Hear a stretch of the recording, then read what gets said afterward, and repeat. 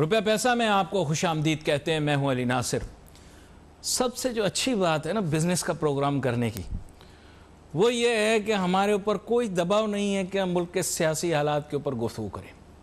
हमने तो बात ही जनाब मईशत पे करनी है, और मईशत की सबसे अहम ख़बर यही रही कि जनाब शौकत तरीन साहब को वज़ीर ख़जाना बना दिया गया। तो अगर अभी हम्माद अज़हर साहब प्रोग्राम देख रहे हो तो सर कुछ मेरी भी काबिलियत को मानो। मैंने कैसे आपको उसी दिन बता दिया था कि आप थोड़े ही दिन के लिए वज़ीर ख़जाना बने हो, आपकी पोजीशन परमानेंट नहीं है, ये मैंने बताया था। मैं डायरेक्ट भाई वज़ीरों मुशीरों से बात करता हूँ, प्रोग्राम देखते भी वही हैं और फिर बात भी उन्हीं से ही होती है। तो हम्माद अज़हर साहब मैंने आपको पहले बता दिया था इन एडवांस। मैं नजम सीठी तो हूँ नहीं कि पुरानी रिकॉर्डिंगें निकाल के आपको दिखाऊंगा। लोगों को मेरे ऊपर वैसे ही भरोसा है कि मैं सच बोलता हूँ, क्योंकि मैं झूठ नहीं बोलता। बात यह है कि हम्माद अज़हर साहब मैंने आपको यह भी बताया था, साथ में मैंने सरसरी तौर पे यह भी इशारा कर दिया था कि हम कितना चीख लें, कितना लड़ लें, कितना झगड़ लें, अगर शौकत तरीन साहब को वज़ीर ख़जाना बनाने की ठान ली है तो ये फिर उनको वज़ीर ख़जाना बनाकर छोड़ेंगे, इर्रिस्पेक्टिव कि आप क्या सोचते हैं, इर्रिस्पेक्टिव कि मैं क्या सोचता हूँ। दिल टूट जाता है हम्माद अज़हर साहब, आपका आज टूटा है, हमारा 2.5 साल पहले टूट गया था। कोई बात नहीं, खैर एनीवे, इन्होंने शौकत तरीन साहब को जो लगाया है इस अहम नौकरी पे, मेरा मतलब अहम मनसब पे, तो अब इनकी तवक्कुआत ये है कि अब ये महंगाई को कम करेंगे जनाब शौकत तरीन साहब आके। शौकत तरीन साहब माजी में भी वज़ीर ख़जाना रह चुके हैं, ऐसी बात नहीं है। इनको महंगाई कंट्रोल करने के लिए लेकर आए हैं, लेकिन आपको पता होगा कि इनका पीपल्स पार्टी के साथ जो शॉर्ट स्टिंट था उसमें महंगाई कहां पहुंच गई थी, कर्जे कहां पहुंच गए, या फ्रेंड्स ऑफ पाकिस्तान वाले मामलात कहां तक पहुंचे, इसके बारे में मैं तफसील नहीं दूंगा। बैंकर हैं मशहूर, मुनासिब आदमी हैं। जैसे मैंने आपको कहा कि पाकिस्तान में सभी लोग अच्छे हैं सिवाय मेरे और मावेशियात के, बाकी तो आप लोग सब बिल्कुल ठीक हैं। तो बात कुछ ऐसी है कि शौकत तरीन साहब अब क्या परफॉर्म करेंगे, आपने उनको टारगेट क्या दिया, महंगाई कम करेंगे। सर फिर वही बात आपसे करूंगा, अब वज़ीर आज़म इमरान खान साहब से डायरेक्ट मुखातिब। सर बात ये मुर्गी के नर्ख कम करेंगे, ये बड़े गोश्त के छोटे गोश्त के नर्ख कम करेंगे। कल मैं मार्केट गया, आप लोग तो जाते नहीं भाई, क्योंकि मेरे प्रोग्राम को अशराफिया ज़्यादा देखते हैं। तो जनाब वाला करेला 100 रुपये किलो, 99 कर लो। करेला इतना कड़वा होता है कि क्या बताऊं आपको। करेला 100 रुपये किलो। मैंने कहा प्रोग्राम में जाऊंगा, आपको जिक्र करूंगा, बताऊंगा कि सर ये नर्ख चल रहे हैं मार्केट के अंदर। ये 5 दरियाओं वाला मुल्क, जिस बंदे को हाथ लगाओ उसका डिस्को डांस निकल जाता है, हर चीज़ है, हर चीज़ है, हर चीज़ है, हर चीज़ है। तो करेला 100 रुपये किलो क्यों है? आज का मेरा सवाल ये, अगर सारे 5 दरिया ये वो पाकिस्तान का सबसे बड़ा पेशा ज़राअत है, 67% लोग जो हैं वो ज़राअत के जो शोबे से मंसूब हैं, हाँ, तो ये ठिप्पर हैं, ये बताऊं बैंगन, I am sorry I use all type of terminology, ये घिया कद्दू, ये बंद गोभी, ये शिमला मिर्च, ये इतनी महंगी क्यों है? मैं जानना चाहता हूं। अगर इतनी हरियाली है, ये देखो इतनी हरियाली है, पाकिस्तान में हरियाली है, तो ये सब चीजें इतनी महंगी क्यों हैं? तो शौकत तरीन साहब सस्ती करेंगे। सर ये इनके बस का नहीं है सर, सॉरी, बुरा ना मानना। शौकत तरीन साहब मैं आपसे पंगा लेके क्या हासिल करूंगा? पता नहीं कितने ही स्टेट बैंक के गवर्नर मेरी शक्ल देखना पसंद नहीं करते, मौजूदा को छोड़ के। पता नहीं कितने ही वज़राए ख़जाना मुझे पसंद नहीं करते, पता नहीं कितने ही वज़राए निजकारी मुझे पसंद नहीं करते। क्या करें, सच मुंह से निकल जाता है। अब तो हूँ भी रोज़े की हालत में, बुज़ुर्ग की दुआ तो है ही, हूँ भी भूखा, झूठ भी बोलूँ किस चीज़ पे बोलूँ? हाँ खैर, एक छोटी सी ब्रेक लेते हैं, वापस आते हैं और वापस आके अपनी गुफ्तगू को जारी रखते हैं, बिल्कुल गैर मुतनाज़ा गुफ्तगू। Let's take short break.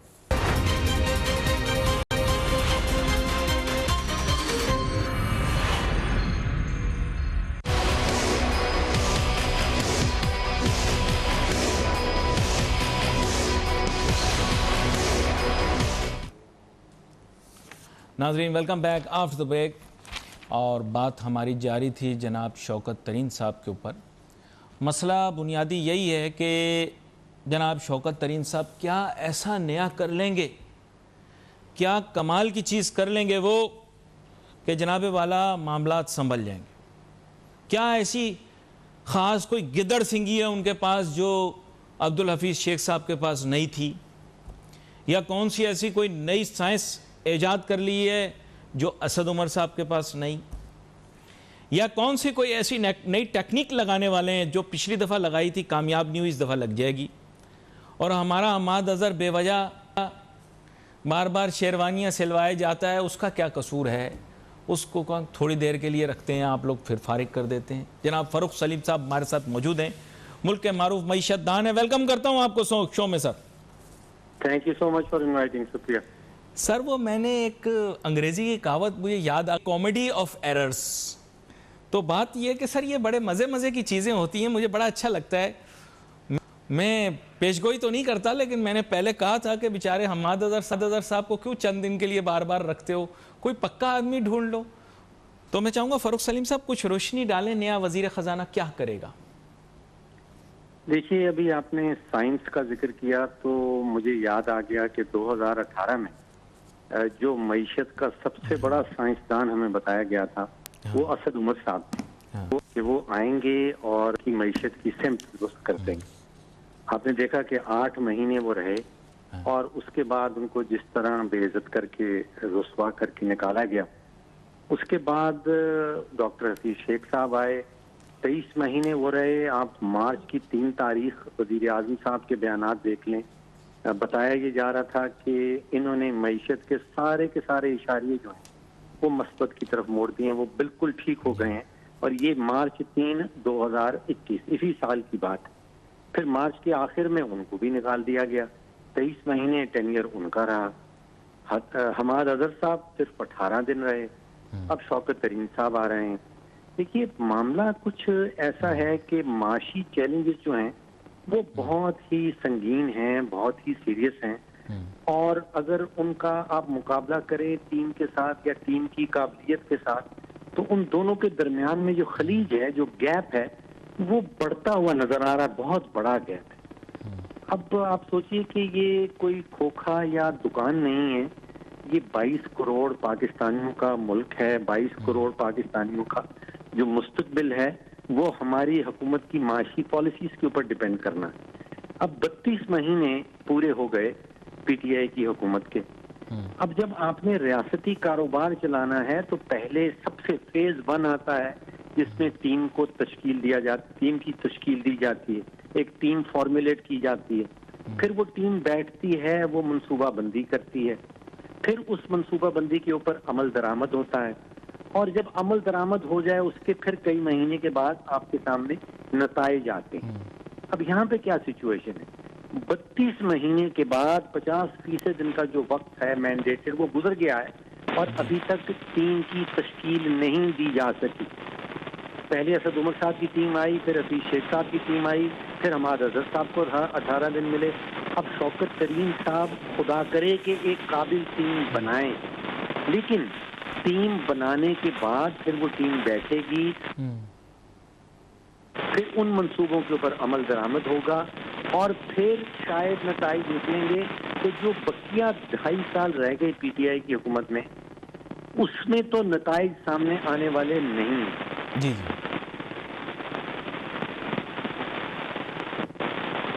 मेरे ख्याल आवाज़ कुछ वाज़े नहीं है, तो कोशिश करते हैं दोबारा से रब्ता करें। तो बात वो यही कह रहे हैं, जो तकरीबन मैं कहूँगा कि यही वजाहत करने की कोशिश कर रहे हैं कि किस तरह से लोगों को स्लिप शॉट अरेंजमेंट में लाया और फिर रुख्सत कर दिया जाता है। इसमें कोई नज़दीक देखें, मैं आपको वजाहत के साथ बता दूं कि ये मामलात कभी संभलेंगे नहीं, मुश्किल हो जाएगी। लेकिन अब मैं क्या करूं, मजबूर हूं, मुझे भी अच्छी बातें करनी होती हैं। फ़ारूक सलीम साहब, माजरत आप अपनी बात कर रहे थे, बीच में इंटरप्ट हो गया। वजह यह है कि मैं कह रहा हूँ कि सर मैंने अब उम्मीद छोड़ दी, आप तो फिर भी उम्मीद लगाए बैठे हैं। मैं देखता हूँ सोशल मीडिया के ऊपर आप शुमारियात देते रहते हैं, सर मुझे उम्मीद नहीं है, थोड़ी सी थी, उम्मीद हुई थी शुरू में जब वजीर आजम इमरान खान साहब आए थे पीटीआई की गवर्नमेंट, मैंने उम्मीद करना ही छोड़ दी। आप पता नहीं क्यों उम्मीद लगाए बैठे। देखिए, उम्मीद की किरण तो कायम है, और उसकी वजह यह है कि जब मैं हुकूमत पाकिस्तान के पास जो वसाइल हैं, इस रियासत के पास जो माशी वसाइल हैं, वो इतने वसी हैं।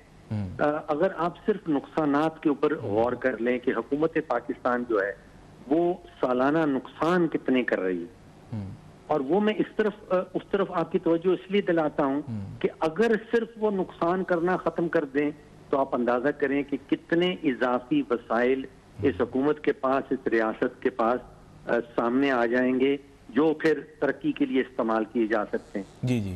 पिछले माली साल में 1800 अरब रुपए का नुकसान किया है पब्लिक सेक्टर एंटरप्राइजेज में। जी जी। हम ये नहीं कह रहे कि वो मुनाफा बख्श कर दें, आप पीआईए को मुनाफा बख्श कर दें, आप पाकिस्तान रेलवे को मुनाफा बख्श कर दें।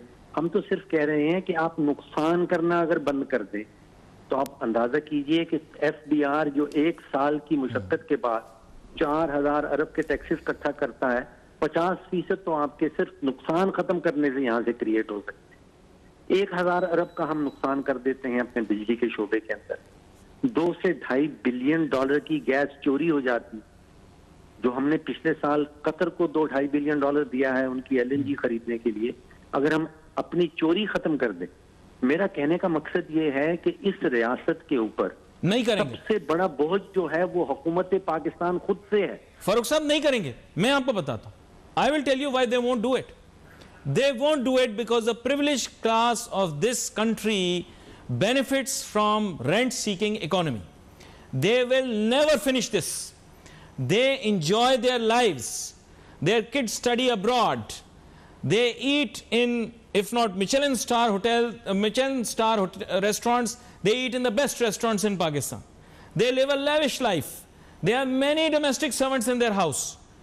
If your formula to fixing the economy works, they won't have this. They won't. वो क्यों करेंगे? आप मुझे बताएं, why would they do it? Why would anyone do it?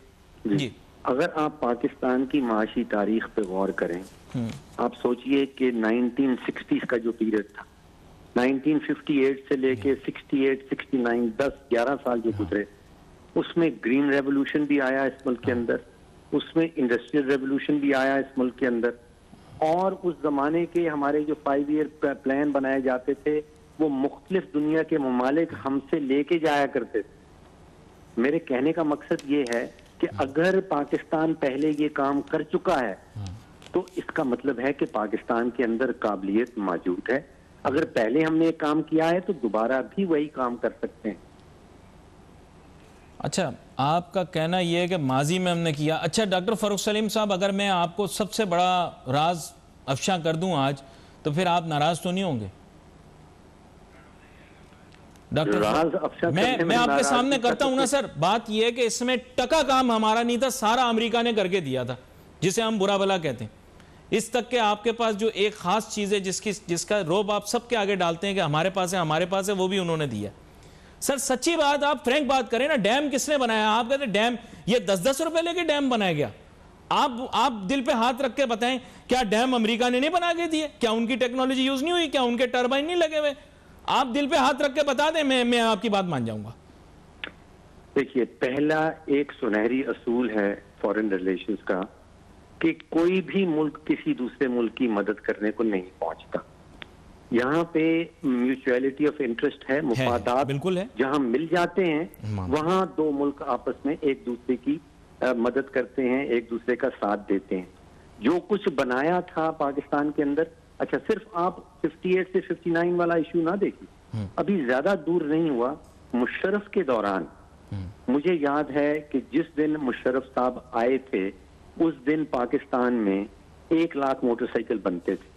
जिस दिन वो गए हैं 6 लाख मोटरसाइकिल बन रहे थे। जिस दिन वो आए थे इस मुल्क में 20,000 गाड़ियां बनती थी। जिस दिन वो गए हैं 1.25 लाख गाड़ियां पाकिस्तान के अंदर बन रही थी।